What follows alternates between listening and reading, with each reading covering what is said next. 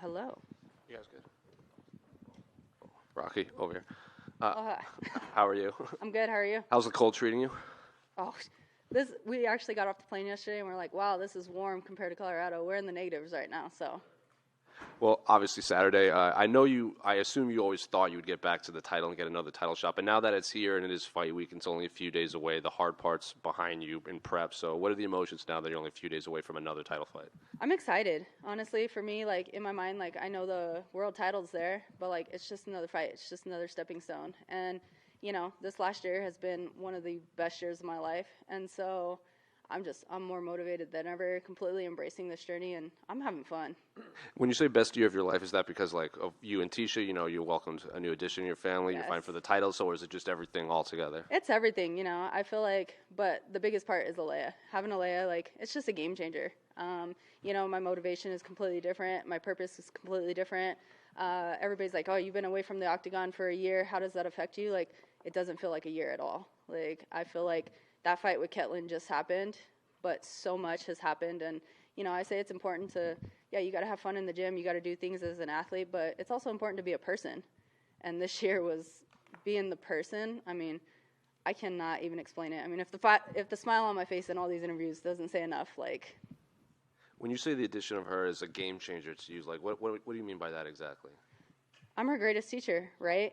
And so I always say that this sport is 90% mental, 10% physical, and, like, the emotions that come in all of this, like, I don't have room for any negativity. I don't have room for fear. I don't have room for scared, nervousness. Like, there's a healthy level of nervousness because that's my body telling me that it's prepared. But, like, at the end of the day, like, I'm her mama. Like, I have to teach her how to be courageous. I have to teach her how to be brave. And this is just me passing on my legacy to her. When she's older, will you bring her to sparring? Listen, that little girl can be anything that she wants to be in life, but, you know, I tell her this every day. I'm like, I love you. You're beautiful. You're strong. You can do anything you want, but not be a fighter. Don't be a fighter. Self-defense, but not a fighter. So what if she came to you and said, Mom, I do want to be a fighter? Would you? I'm going to support her in whatever she wants to do, but I'll tell you what, I've seen what I put my mom through with this stress, and, you know, I like my health. I see the emotional roller coaster that comes with all of it, and I'm like, if we could just avoid this, like, that would be great. And then looking at your opponent on Saturday, and Myra, she was in here earlier, and she's like, you know, on paper, she doesn't think the fans are overly excited about this fight because she goes, people want to see me fight Juliana. So do you think she's looking past you at all? Listen, she's a character, right? All the things that she's saying is, like, really entertaining me. What you just said is completely contradicting to what I've heard that she's saying. At the end of the day, like, I feel like she's talking all the crap. She's trying to say all the things. Sure, maybe the fans want to see her fight Juliana because they both yap a lot. They talk. And so everybody wants to see that. They love the entertainment portion. That's just not who I am. And, you know, I think about the kids and the younger generations and who look up to me, and it's not about talking crap to each other and doing everything. At the end of the day, a fight's a fight. Our fists are going to do the talking. So I don't feel the need to waste the extra energy. And, you know, I mean, I don't know who she thinks she is right now. Like, I've been in this sport for a very long time. I've been in the top 10 majority of my career in the UFC. And, you know, for her to sit here, like, they were trying to find another opponent because Juliana's injured. It was supposed to be me and Juliana. So for her to think that it's supposed to be her and Juliana, like, I love the world she's living in her own mind, but she's a little confused. Well, that kind of goes off of my next question. Were you surprised that it was her, and do you think she was the worthy opponent when Juliana wasn't healthy to fight? Yeah, definitely, to say the least. It's just been an interesting journey for me. You know what? I'm gonna give her credit, right? She's here. She's gonna bring a challenge to the table for sure, and I'm not looking past her at all. Like, I think there's a level of respect that you give each and every opponent. That's important. But it's just been interesting how all that played out. When me and Aldana got scheduled, they told me when I originally fought Ketlin, it was for a #1 contender fight. Then all of a sudden that fight passed, and they're like, oh, well, here's the deal. Like, Juliana and Amanda are going to fight again, and so you and Aldana are going to fight again. And it's like, okay, you guys are completely saying totally different to me, and it was frustrating. And then Juliana gets injured, and, like, I'm like, okay, I'm supposed to be next. And then they're like, well, we're going to, you know, pull Aldana up. It makes sense. We want Mexico to take the chance of having another champion, blah, blah, blah. Okay, I hear all the entertainment behind it and everything else, but as an athlete, super frustrating. And then they call me, and they're like, well, would you still want to fight in the main event in May? And it's like, what makes sense? I'm supposed to be fighting a number 1 contender fight. Tell me who makes sense. And they're like, Bueno Silva. And at this time, I think she was still like 13. And it was like, you guys want to take me from a number 1 contender fight to fighting the number 13 girl in the world? Like, how does that make any sense? And usually I'm down for every single fight, and they know that. But I was like, I'm at a point in my life, like, I'm 35, like, I'm on a mission. And so to me, it didn't make any sense. And then I wake up to headlines the next day, and it's like, clash of the top 10, Bueno Silva versus Holly Holm. So you guys bumped her for promoting, or what the hell happened there? And then, of course, she beats Holly Holm, so then she gets bumped. Like, the rankings are interesting, but you know what? She's here now, and so it is what it is. You're coming into this fight off a bit of a layoff. Is there anything in particular you've worked on in the gym that maybe you're looking to show on Saturday, or anything that you've worked on that you're excited to kind of put out there? Yeah, I've talked a lot about the toolbox that I have. You know, I got categorized as a striker and as a brawler.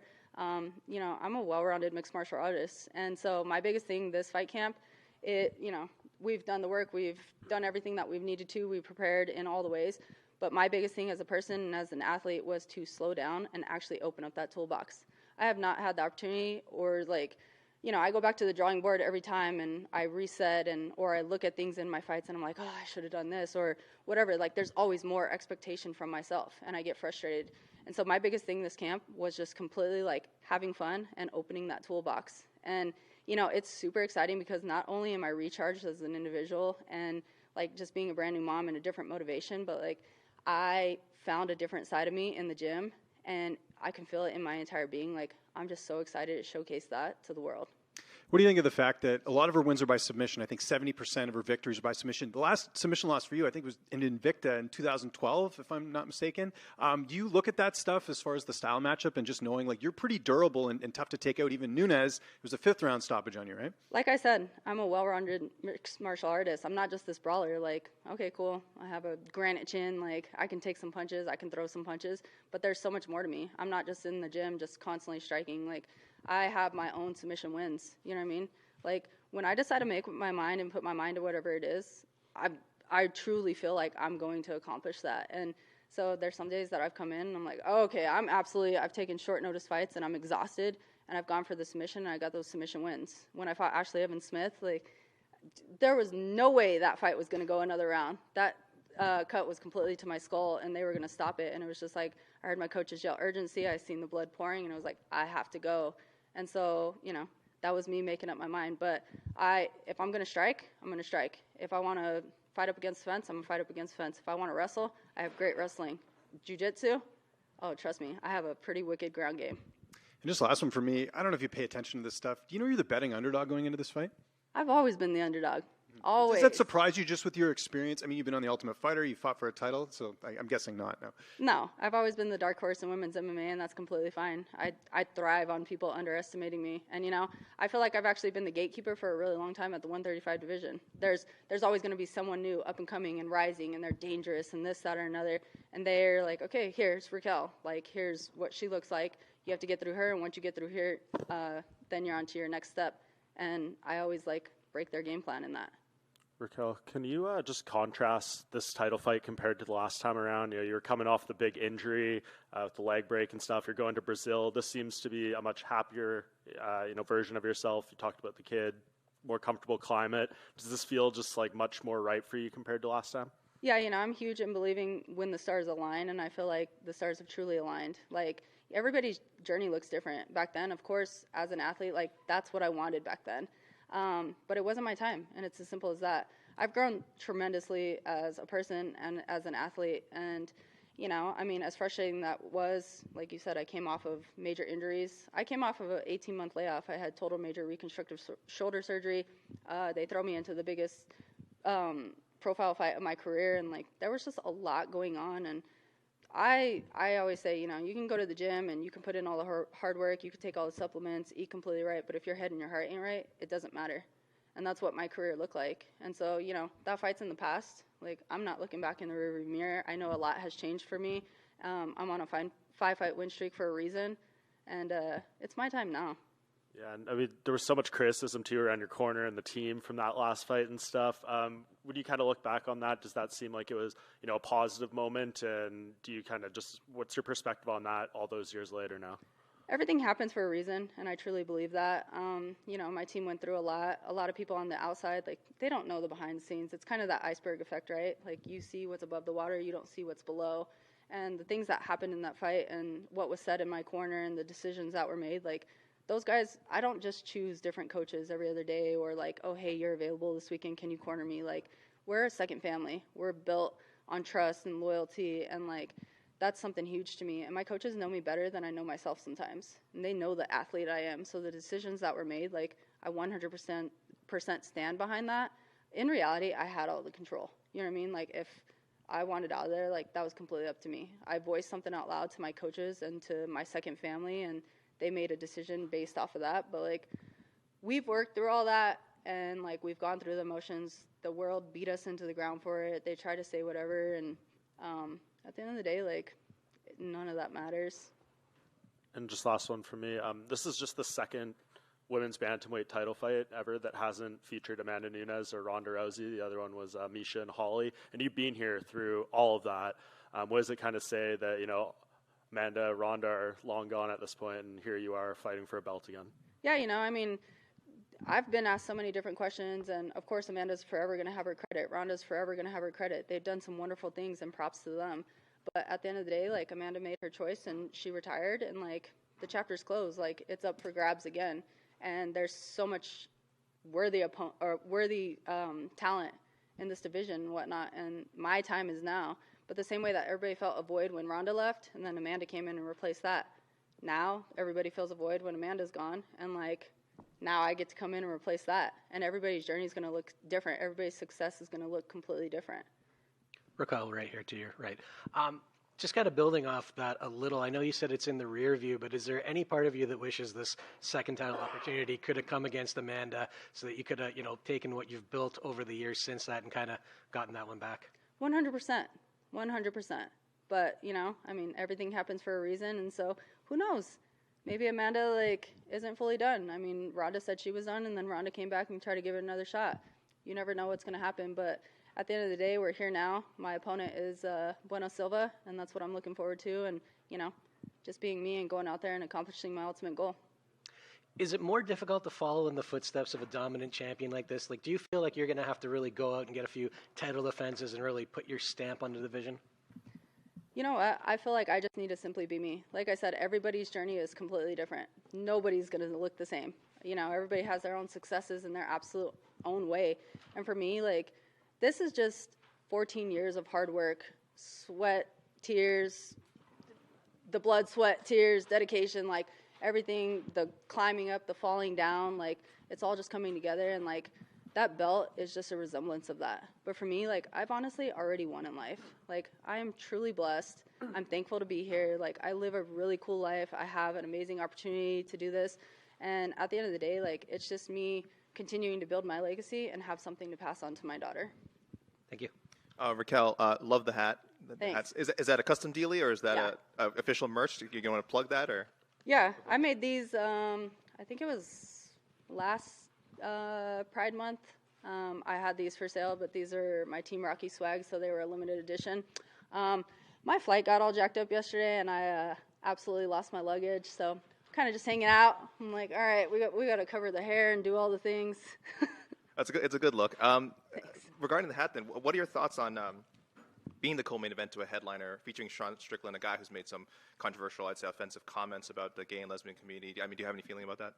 You know what? Everybody's always going to have an opinion, right? What do they say? Opinions are like buttholes. Everyone has one. So he has one, and that's his opinion. At the end of the day, like, it doesn't affect my life, and it's never going to affect my life. And in reality, like, I'm not even paying attention to the outside noise. It's all outside noise.